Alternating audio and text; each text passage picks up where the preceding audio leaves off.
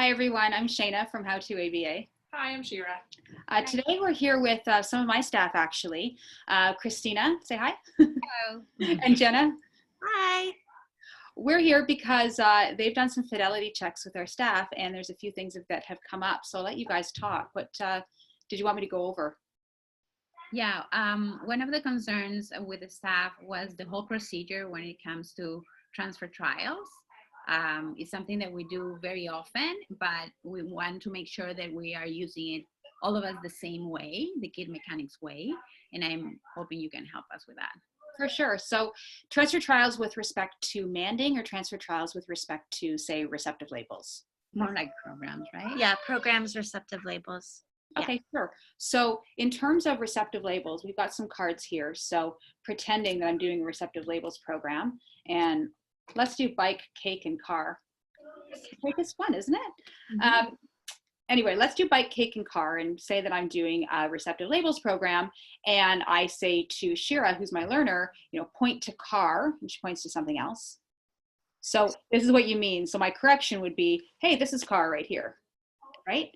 And then I would have to do a transfer trial. So this is what you're talking about, right? Yes. Okay, so let me try that again. So point to car. This is car. Point to car. That's my transfer trial. So I'm going to do this a little bit over again. I'm going to predict that she may error on car. So I'm going to do it errorless. And then I'm going to do it one more time to see if she's got it. Point to car. She's got it. So what that whole process looks like is this. Error again. Point to car. This is car. Point to car. That's car. Point to car. My fingers here just in case, but she's got it. That to me would be a transfer trial, meaning that that's all one trial. So that's all one data point, and the data point is a minus. Okay, because if I weren't to do a transfer trial, so if I were just to do this, point to car. That's car. Then I were gone again. Point to bike. What's she learning?